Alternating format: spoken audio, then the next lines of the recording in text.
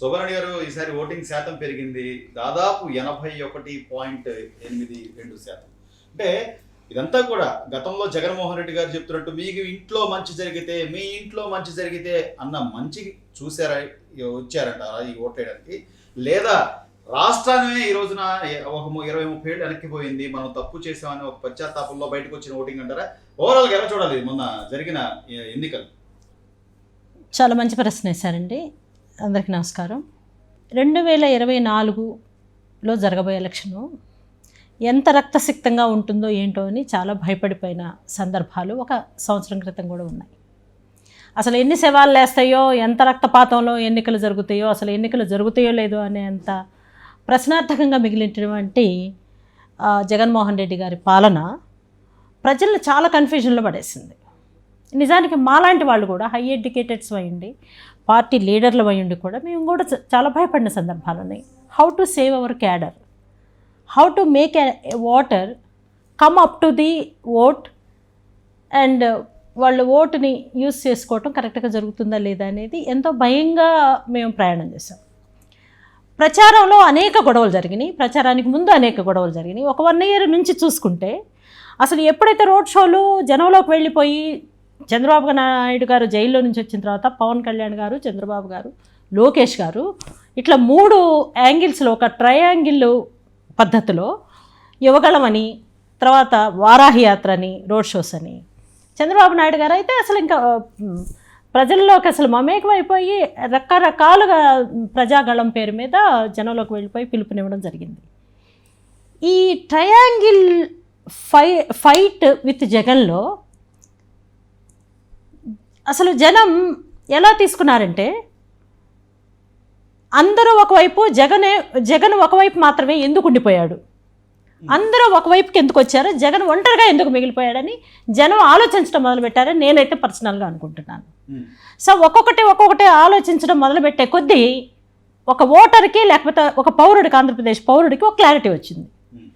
జగన్ చేయకూడని తప్పులన్నీ చేసి ఒంటరివాడైపోయాడు. అంతే కదండి. ఇప్పుడు మనం ఎన్ని పురాణాలు చదువుకున్నా, మహాభారతాలు ఏది చదువుకున్నా కూడా ఎవరైతే అంత ఉన్మాద పరిస్థితుల్లో బ్రతికారో వాళ్ళంతా ఒంటరి వాళ్ళే అయిపోయారు, వాళ్ళంతా ఒంటరిగానే చనిపోయారు, ప్రజలు చీత్కరించిన వాళ్ళంతా.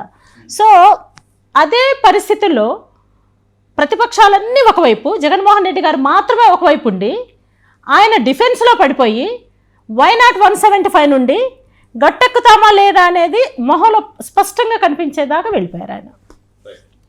సో ఇటు చంద్రబాబు గారు వైనాట్ పులివెందుల అని కూడా మాట్లాడినప్పుడు క్యాడర్ మొత్తం ఒక్కసారి ఇట్లా వాళ్ళ ఆత్మస్థైర్యాన్ని మన గుండెండా నింపుకొని రోడ్ల మీదకి వచ్చేసారు వాలంటీర్గా. సో ఈ మీటింగులు జరిగినప్పుడు కూడా మనం ఒకటి గుర్తించాలండి. జగన్మోహన్ రెడ్డి గారు మీటింగులు అంటే ఖచ్చితంగా ఒక బిర్యానీ ప్యాకెట్, మందు బాటిల్, ఆయన జే బ్రాండ్స్ అన్నీ యువకుల చేతుల్లో ఉండేవి. వాళ్ళకి డబ్బులు, ఆర్టీసీ బస్సులు, ప్రభుత్వ ఖజానా మొత్తం ఖాళీ చేసే విధంగా జనాల్ని తరలించడానికి వాళ్ళు ఒక పెద్ద ప్రక్రియను వాడుకున్నారు. కానీ ఆశ్చర్యం ఏంటంటే స్వచ్ఛందంగా చిన్న పిల్లోడి దగ్గర నుంచి రేపో మాపో చనిపోయే ముసలామె కూడా ఈ కూటమి భాగస్వాములు ఎవరైతే ఉన్నారో బీజేపీ, పవన్ కళ్యాణ్, అల్టిమేట్గా తెలుగుదేశం పార్టీ కలిసి ప్రయాణం చేసే క్రమంలో ప్రజలందరూ 5 కోట్ల ప్రజానీకం జనంలో ఉండి ప్రజాగళంలో పాల్గొని ఎన్నికల్ని అసలు ఎక్కడ ఒక చిన్న అవాంఛనీయ సంఘటన కూడా జరగకుండా కాపాడుకోవటానికి పార్టీల కంటే కూడా ప్రజలే చాలా సమాయత్తమయ్యారు, ప్రజలు చాలా జాగ్రత్త పడ్డారనేది నేను గట్టిగా చెప్తున్నానండి ఈ సందర్భంగా. దానికి తగ్గట్టుగా నేను ఎలక్షన్ కమిషన్ని కూడా అప్రిషియేట్ చేస్తున్నానండి. మళ్ళీ ఇంకొకసారి శేషన్ గారిని గుర్తు చేసుకునే పరిస్థితులు వచ్చినాయా అనిపించింది.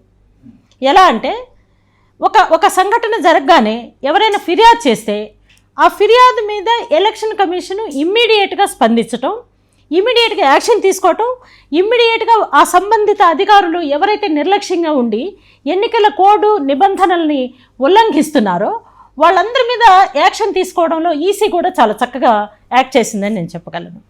కాబట్టి ఏంటంటే ఐఎమ్ అప్రిషియేటింగ్ ఈసీ. కొన్నిసార్లు కొంత నెగ్లిజెన్స్ కనిపించినా కూడా on the whole total election ప్రక్రియ మాత్రం చాలా బాగా జరపటంలో ఎన్నికల కమిషన్ కూడా చాలా బాగా యాక్ట్ చేసిందనేది ఖచ్చితంగా చెప్పాలి. So thanks to election commission. అక్కడక్కడ ఇంత పెద్ద ప్రజాస్వామిక వ్యవస్థలో అక్కడక్కడ గొడవలు జరుగుతాయి. అసలు గొడవలే జరగకుండా ఎన్నికలు జరగాలని అనుకునే సమయంలో ఏ గొడవ లేకపోతే అసలు వైసీపీ గురించి మాట్లాడుకునే వాళ్ళే ఉండరని మాచర్ల టు నర్సరావుపేట దాకా అంటే పల్నాడు జిల్లా అంతా రౌడీ మొక్కని గంజాయి బ్యాచ్ని బాంబులు సంస్కృతిలో బ్రతికిన వాళ్ళని ఎక్కడెక్కడి నుంచో తీసుకొచ్చి చాలామందిని చంపడానికి ప్రయత్నించే ప్రయత్నాన్ని కూడా ప్రతిపక్షాల ఫిర్యాదు మేరకు ఎలక్షన్ కమిషన్ భగ్నం చేసింది. సో ఇక్కడ ఈ ప్రతిపక్షాల కంటే కూడా అండి నేను ప్రజల్ని చాలా ఆశ్చర్యపోయే విధంగా ప్రజలు ఎంత జాగరూకత ప్రదర్శించి ఎంత డిసిప్లిన్డ్గా సైలెంట్గా హుందాగా ఓటుని వినియోగించుకొని బయటకు వచ్చి చాలా ధైర్యంగా చూయించి నేను ఓటుని చాలా సద్వినియోగం చేసుకున్నానని ధైర్యంగా ఓటర్ చెప్పగలిగిన మొట్టమొదటి ఎలక్షన్ని నేను నా లైఫ్లో నేను చూశాను. కాబట్టి ఏంటంటే ఒక నియంత పాలనకి వ్యతిరేకంగా ఒక ప్రజాపాలన కావాలని ప్రజలు తిరుగుబాటు చేసినటువంటి విధానంతో కూడినటువంటి ఎన్నికని ఈ 2024లో మనందరం చూడటం అనేది మనం చేసుకున్న మంచి అదృష్టం అని నేనైతే భావిస్తున్నాను. ఆ రోజున 2019లో జగన్మోహన్ రెడ్డి గారు ఏదైతే చెప్పి ప్రజల్లో తిరిగారు, మా బాబాయిని చంపారని కానీ లేదా ఆయన మీద కోడికత్తని కానీ అనేక అంశాలు ఆయనకి అప్పుడు అనుకూలంగా వచ్చిన నేపథ్యం, తర్వాత 5 ఏళ్ల పరిపాలన చూసిన తర్వాత ప్రజల్లో వచ్చిన మార్పు. ఆయన అన్నట్టుగా ఇక్కడ నేను అమరావతిలో ఇల్లు కట్టుకున్నా, ఇక్కడ నేనేది చేస్తాను, నేను ప్రతిదీ పెంచను, ఏది అన్ని తగ్గిస్తాను, పేదల పాలన తీసుకొస్తాను, ఇన్ని చెప్పిన తర్వాత మనం మోసపోయాం అనేటువంటిది ఒకటి స్పష్టంగా కనిపించింది అనుకోవచ్చా? మరి ఈ దాడులు ఎందుకు? అవును, హింసని ప్రేరేపిస్తూ హింసతో ప్రజల్ని ఓటర్ని భయపెట్టి 175కి వెళ్ళిపోవాలని జగన్మోహన్ రెడ్డి గారు చేసినటువంటి కుట్రపూరిత ఎలక్షన్ ప్రక్రియని వాడుకుందామని చేసిన ఆలోచన ఏదైతే ఉందో దాన్ని భగ్నం చేసింది పార్టీల కంటే కూడా ప్రజలని నేను చెప్పదలుచుకున్నాను. ఎందుకంటే ఈ ప్రజలు అలిసి సొలిసి వేసారిపోయి ఉన్నారు ఈ గవర్నమెంట్లో. ఎప్పుడో ఏం జరుగుతుందో గంట తర్వాత బ్రతికుంటామో లేదా అని తెలియని పరిస్థితుల్లో బ్రతికిన ప్రజలు చాలా సైలెంట్గా తీర్పు ఇవ్వాలని చెప్పేసి ప్రజలు అనుకోవడం అనేది మంచి శుభపరిణామంగా నేను చెప్పదలుచుకున్నాను. అంటే ప్రజాస్వామిక విలువలు కాపాడే ఒక సమయం మన కళ్ళ ముందు రావడం అనేది చాలా చకచక జరిగిపోయింది.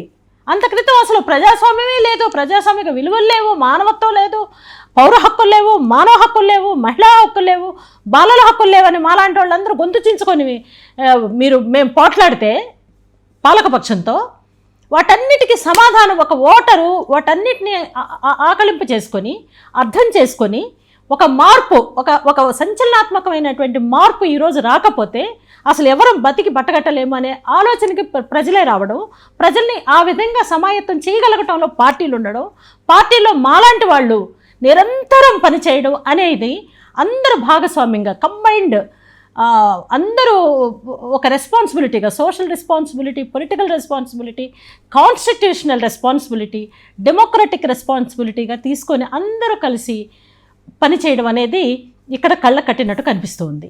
కానీ ఇప్పుడు కూడా జగన్మోహన్ రెడ్డి గారు మోసపూరితమైన మాటల కంటిన్యూయేషన్లో రేపు రాబోయే రిజల్ట్స్లో మేమే గెలుస్తాం, మళ్ళీ మేమే పరిపాలనలోకి వస్తామని చెప్పేదాల్లో ఏం మోసం ఉందో అని మళ్ళీ భయం కలుగుతూ ఉంది.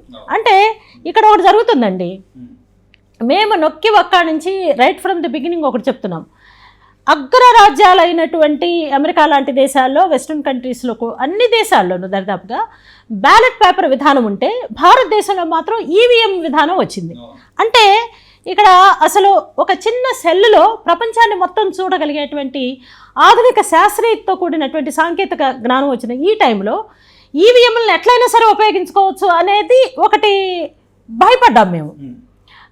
సో లాస్ట్ టైం 175కి 151 వచ్చినప్పుడు అసలు 151 వచ్చే అంత పని ఏం చేశాడు జగన్మోహన్ రెడ్డి గారు? జైల్లో నుంచి సరాసరి అక్యూజ్డ్గా వచ్చి నవరత్నాలు అని చెప్పి మాయ చేసి మంత్రించినా కూడా ఎంత చేసినా కూడా ఒక 100 సీట్లు రావాలి, లేకపోతే గవర్నమెంట్ ఫామ్ చేయగలిగే నంబర్ రావాలి. కానీ 151 రావడం అని జరిగినప్పుడు అసలు బ్యాలెట్ పేపర్ కదా కావాల్సింది, ఈవీఎంలు ఎందుకు మేనేజ్ చేసుకోలేము, అలా జరిగుండొచ్చేమో అనే భయం కూడా కలిగింది. ఈసారి ఆఫ్టర్ ఎలక్షన్ కూడా వీళ్ళు చేసే గొడవలు కానీ, దొమ్మిలు కానీ, బాంబుల సంస్కృతి మళ్ళీ తీసుకురావాలనే ప్రయత్నం కానీ ఏదైతే ఉందో ఆ ప్రయత్నంలో ఈవీఎంలని ఎక్కడ ధ్వంసం చేస్తారో అనే అనుమానం కూడా ప్రతి ఓటర్కి కలుగుతూ ఉంది, మాకు కూడా ఉంది అది. సో ఎప్పటికప్పుడు అది ఎలక్షన్ కమిషన్కి మేము తెలియజేస్తున్నప్పటికీ ఈవీఎంల ద్వారా ప్రజలు ఇచ్చిన తీర్పు ఏదైతే ఉందో దాన్ని తలకిందులు చేయడానికి చేసే ప్రయత్నాలకి చాలా కుట్రలు పన్నుతూ ఉన్నారనేది మేము స్మెల్ చేస్తూనే ఉన్నాం. బట్ ఇక నేను చెప్పొచ్చేది ఒకటే సార్, ఒక గ్రామంలో చేయగలరు, ఒక మండలంలో చేయగలరు, లేకపోతే ఒక నియోజకవర్గంలో చేయగలరు, కానీ 175 సీట్లు వీళ్ళు చేయలేరు, చేస్తే ప్రజలు ఒప్పుకోరు అనేది ఖచ్చితంగా కనపడతా ఉంది. ఎందుకంటే కొన్ని చోట్ల పోలీసులు కూడా ఎదురెళ్ళిపోయారు జనం. పోలీసులు ఇప్పటికి కూడా జగన్మోహన్ రెడ్డి గారి విధేయులుగా పేరు పడ్డ వాళ్ళు, మొన్న సస్పెండ్ అయిన పోలీస్ ఆఫీసర్స్ దగ్గర నుంచి ఐఏఎస్లు ఐపీఎస్లు లాంటి వాళ్ళు చాలామంది సస్పెండ్ అయ్యారు ఈసీ తీసుకున్న స్టెప్స్కి. సో వాళ్ళను కూడా ఎదిరించే విషయంలో ప్రజలు ఏమీ వెనక తగ్గలేదు. కాబట్టి ఏంటంటే రేపు ఈవీఎంలను మేనేజ్ చేసేసుకొని గెలవాలనే ఒక ప్రయత్నం, ఒక కుట్ర జరగట్లేదని కూడా మనం అనుకోనవసరం లేదు. అది జరిగే పరిస్థితి కనుక ఏర్పడితే ప్రజలు దానికి సమాయత్తం అవ్వాలని ఈ ఇంటర్వ్యూస్ ద్వారా కూడా మేము తెలియజేస్తున్నాం. కాబట్టి ఏంటంటే వాళ్ళు చేయాలనుకున్న ప్రయత్నాలన్నీ చేశారండి. ఎలక్షన్లో రక్తసిక్త చేసి, భయభ్రాంతులు చేసి, అసలు ప్రజలు ఓటర్స్ అనేవాళ్ళు బూతుల దాకా వచ్చి ఓటేసే పరిస్థితి కల్పించకుండా గెలవాలని చూశారు వైసీపీ వాళ్ళు.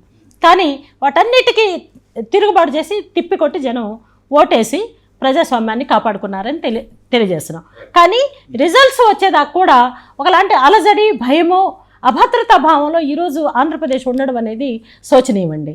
అంటే ప్రజలు స్వచ్ఛందంగా 81% ప్రజలు వెళ్ళి క్యూలో ఎన్ని గంటలు నిలబడగలరు, అన్ని గంటలు చక్కగా క్రమశిక్షణగా నిలబడి వేసిన ఓటు కూడా రేపు మారిపోయే పరిస్థితి ఉంటుందా అనే అనుమానాలు బ్రతకటం అనేది మాత్రం మళ్ళీ ఘోరం.